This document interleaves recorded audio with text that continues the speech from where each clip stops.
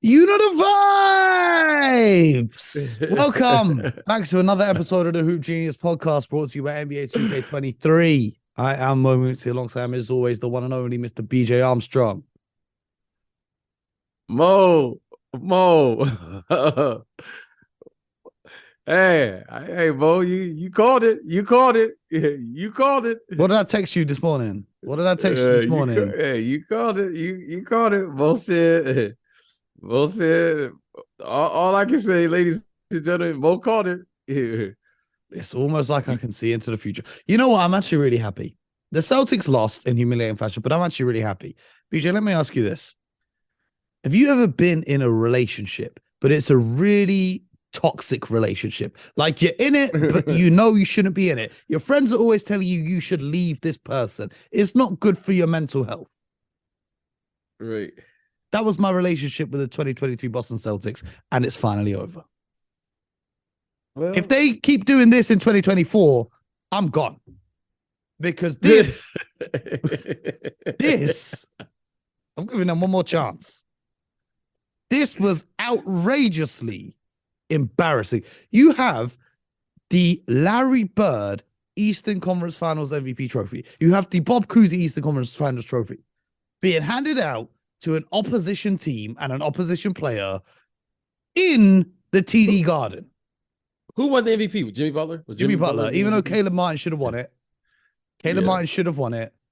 Obviously, it was a very close vote. And I'm very shocked that Doris Burke voted for Jimmy Butler. Absolutely. Who could have seen that one coming? Which swung the vote. But Caleb Martin was the MVP, because in the history books now, it looks like playoff Jimmy was the hero, when in reality, he was horrendous for the 3 of the last 4 games of the series. And to be honest, BJ, you could have been out there tonight and you could have got the MVP trophy for the Heat, because the Celtics stink. Disgraceful. I don't even have the words. You start 0 of 11 from 3, and your solution is let's shoot more threes. You finished the game 9 of 42. BJ, all season long, I've been telling you, even when the Celtics had the hot start to the season, remember I told you I'm not getting ahead of myself when they were the runaway 1 seed at the start of the year, because I said they're reliant upon their 3-point shooting. They started the first 20 games of the year 40% from deep. You can't rely on that in the NBA playoffs. I said it in every round. I say it after every game. You saw it against Atlanta. Unserious. That should not have been a 6-game series. If you are the best team in the East, that should have been a sweep. You saw it against Philly. You lose to a Joel Embiid-less Philadelphia 76ers. You have to go to game 7. And now you see it against the 8 seed Miami Heat. Respect to the Heat. I have immense respect to Eric Spoelstra, Caleb Martin, Max Strus, Gabe Vincent, even Jimmy Butler. Maybe not so much Bam Adebayo, who was horrendous once again, but his team carried him through. All credit has to go to them. But the Celtics brand of just shooting threes upon threes upon threes, ugh, I ain't even got a word to describe it. Ugh, that's how I describe it. Everyone wants to be the Warriors, but they don't all have Steph and Clay. Just 3-point shooting is not going to work. And even when you look at the Warriors, they don't rely on, we're going to pass the ball around the perimeter and shoot the first open 3 we can get. And if we can't do that, we'll shoot the first terrible 3 we can get. This is a disgusting way to play offense. You've got 2 all-NBA players. You've got the 6th man of the year. Oh, man, I ain't got the words. They played so well to start game 6, and they played so well in game 5. And in game 7, they decided to go away from what was working. Now, in fairness to them, Jason Tatum twisted his ankle on what was probably the first play of the game. And he was clearly not the same. If you're just waking up and seeing the box score and seeing Jason Tatum had 14 points, 5 of 13 from the field, you think he had an awful game. He clearly should not have been out there playing. He was hobbling. He was wincing every time he landed on his foot. He shouldn't have been out there. Credit to him for sticking through it. If you're the coach, you can't pull your superstar if they say that they can go, right? It is what it is. Right. But at this time, Jaylen Brown, who wants a Supermax contract, decides to shoot 1 of 9 from 3 and turn the ball over 8 times. If I was his agent, I'd be sick right now. They'll still get the money because they ain't got other options. But besides that, it was an embarrassing performance. Embarrassing. Like, okay, fair enough. You lose game 7. Cool, whatever. At least you didn't get swept like the Lakers. But come on, man. Don't get blown out at home in game 7. This is embarrassing. Embarrassing.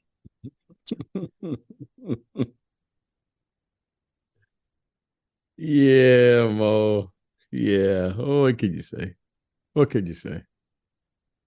Thank God it's over. Well, I have to say I was incredibly entertained throughout this Eastern Conference Finals. It was well played, very well played, very well done, and give Miami credit. And Mo, when you play in these games, in these series, in the playoffs, you got to prepare for all 7, and they needed all 7 to win. And give them credit. They persevered, they found a way, and they just hung in there. They stayed in the fight. And I give Coach Spo, I've said this in the first 3 games, and then we had 3 games. This thing, one moment you're the hero, the next minute people were questioning you. This guy, Eric Spoelstra, Coach Spoelstra, he's a Hall of Fame coach. He's an incredible coach. And the things he did, especially tonight, which was they got back to defending the 3. It's amazing to me. It really is amazing to me to see how these coaches are able to communicate and get it through to their team. And they defended the 3-point line like they did the first 3 games when they went up 3-0. And they really did a great job. I mean, I think they started out like 0 for 10 from 3 or something like that. And they were just terrific.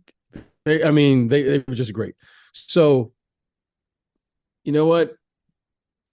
Coach Spo said something after in the press conference after the game. He was like, it's a privilege for us to have the opportunity to play in game 7. And I thought, that's a great way to look at this.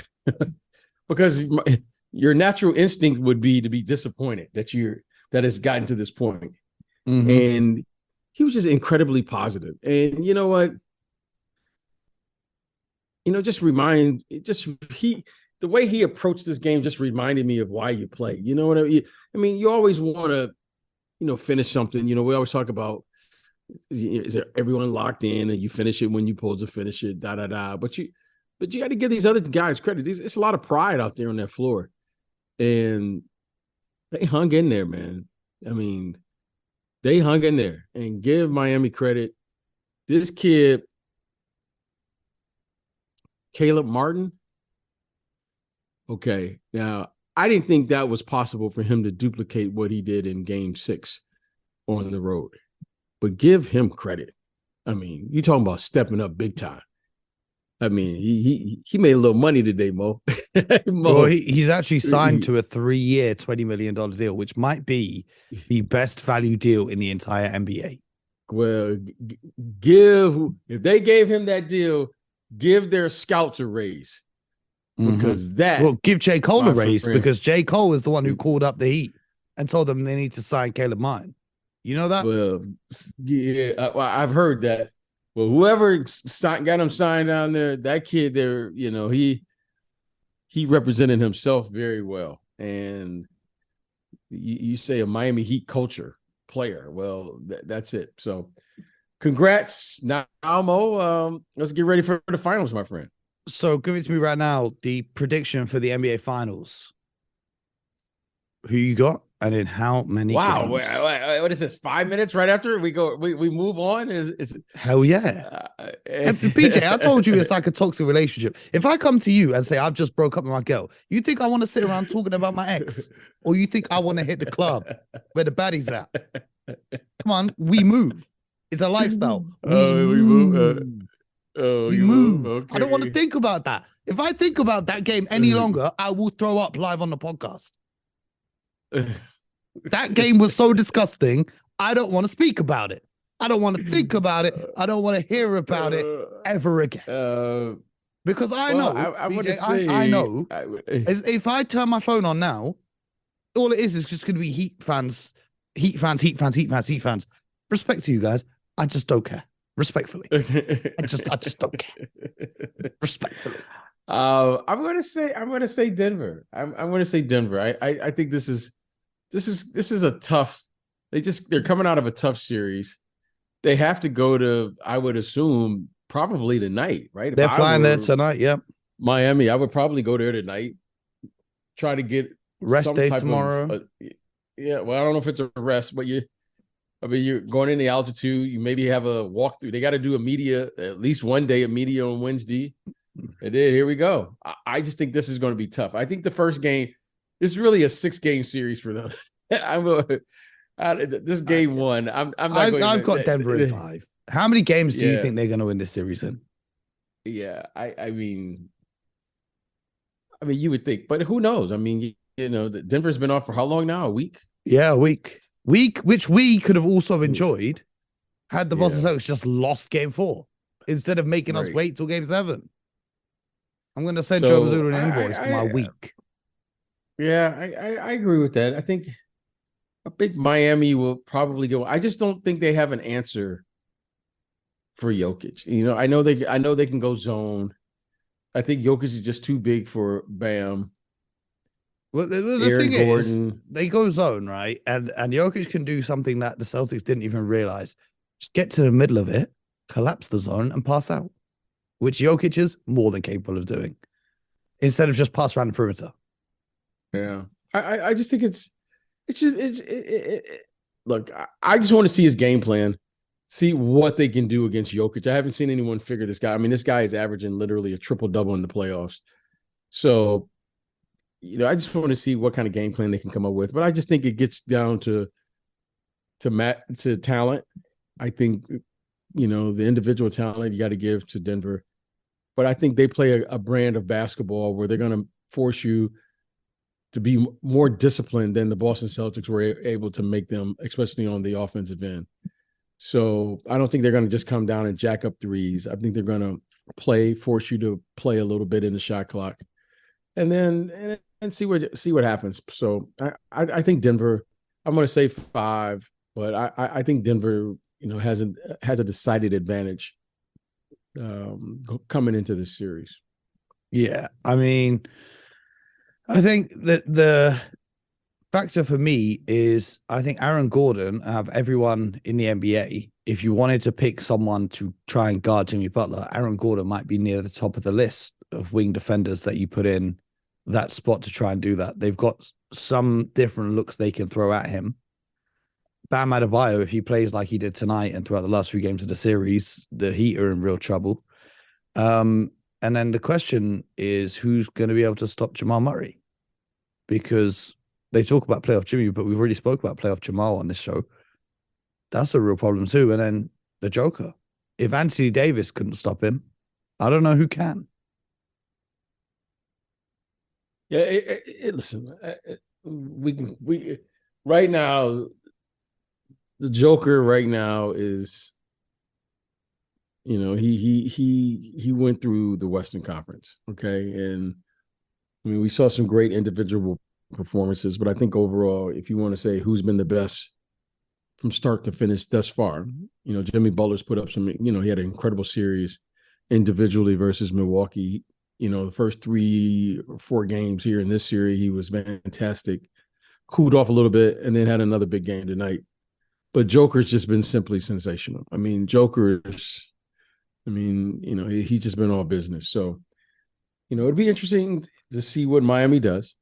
I don't think they have an answer, but I'm sure they'll put together a game plan and they'll be ready to go. And you and I will be there, Mo, Thursday to see it. Well, we won't be there because we're not going to the NBA Finals this year, very sadly. Miami would have been nice at this time of year. Denver's always nice. But instead, I'm going to be sat here in my room doing this podcast, which is great for you guys. Not so great for us, but, next year, maybe, BJ. Next year, we'll find a... Right. We'll find a... I'm not even going to get into that. I'm still on the contract. I ain't gonna get into that. We'll have this conversation at the end of the summer. I'll be waiting patiently. All I know is there are lots of fans in the UK and all over the world who are patiently waiting for the NBA Finals. It should be a good one. It should be interesting because you never know. No one predicted the Heat to win this except for me. No one predicted the Heat to get to the finals or even the conference finals. So they may have one last trick up their sleeve because it's the NBA, man. Anything can happen. Yeah. That's that Tyler Hero, by the way, is expected to return by game 3 of the NBA Finals. How do you think that affects things coming off a lengthy period? He's missed basically the whole playoffs. Do you think he'll be able to get back in, or is he going to be? I'm not expecting anything. I'm just concentrating on who's available. So, you know what, whatever he can give, I'm sure he will give. I'm not expecting any miracles or anything like that, but we'll see. I mean, I just want to see what Miami's going to do. One thing I think about is Kevin Love didn't feature a lot as this series progressed. He didn't even play tonight. He got the DNP. Last game, he only played a few minutes. I think that they put Kevin Love in to guard Jokic and have Bam guard Aaron Gordon so that he can help off the ball and just force Gordon to shoot 3-pointers because no one's guarding Jokic one-on-one. So I think that's really the move if I'm Eric Spoelstra that I'm looking to, because it also gives you another shooter and a lot of finals experience. Kevin Love has made the finals every time he's been in the playoffs, if I'm not mistaken. Well, I wouldn't be mad at that. I mean, you know what? Between Kevin Love and Cody Zeller, you're going to have to obviously put some type of big bodies on the Joker. But I don't know if I don't know how much that will affect him. I mean, he's just too good. I don't know. I don't think Kevin Love is big enough. I mean, he's a strong kid, but I don't think he's big enough to deal with Joker. But, let's see. I mean, I'm going to take a day or two, and then I'm going to get back at it too. And like I said, we may not be there physically, but we will be watching the game. So, we'll be there. We'll be watching. Yeah, and I want to see if Caleb Martin can keep playing like he's Michael Jordan or something, because he's on a crazy run right now. So we're going to see. We're going to see, maybe the reason that they've been saving Udonis Haslem for the last 3 years has been for this moment. Maybe that's what we see. Short but sweet episode. I'm gonna go cry myself to sleep. How cool is it with Udonis Haslem though, this final season going to the NBA Finals? It'd be even crazier if they won it. It'd be even crazier. That's really cool. Well, before I go, let me say one thing. I've just seen this stat. Caleb Martin compared to Jaylen Brown in the conference finals. 19.3 points compared to 19 points. 6.4 rebounds compared to 6.1 rebounds. And then 60% from the field, 49% from 3, 88% from the free throw line. Compared to 42% from the field, 16% from 3 for Jaylen Brown, and 67% from the free throw line. That was disgraceful. Disgraceful. You're an all-NBA player. Have some shame. I'm tired. I don't want to talk about the Celtics until next year, where I hope that they decide to attack the paint, or maybe get Jason Tatum in the post. I don't know. That's enough of that. Goodbye. Good riddance, because this Missoula style of play makes me sick every time I think about it. Congratulations to the Miami Heat, and shout out to the Heat fans. None of you guys even believed that this was possible. No one in the world believed this was possible. So shout out to the Miami Heat, Eric Spoelstra and those guys. And we'll see you after game 1 of the NBA Finals. Any thoughts before the series tips off, BJ? Enjoy. It's a beautiful time of the year. And you know what? I know you're a little disappointed, Mo, but I was incredibly entertained. It was very competitive. It was one heck of a roller coaster ride. I mean, you to be down 0-3 and come back says a lot. I know the Celtics faithful are disappointed. However, I think those two guys in particular, Jason Tatum and Jaylen Brown, those guys are young. And what an incredible team they've put together up there. I know it's disappointing right now, but you know what? Only one team can win. So they should be looking forward to next year and years to come. I agree with that. The only thing I'll say is I wasn't disappointed. I was disgusted. Subscribe to the Hoop Genius podcast. We'll be back for more. YouTube, Apple, Spotify, wherever you're at. Make sure you're locked in. We'll carry you through the NBA finals and beyond. We've got a lot to talk about. We'll see you guys on the next one. Make sure you get buckets.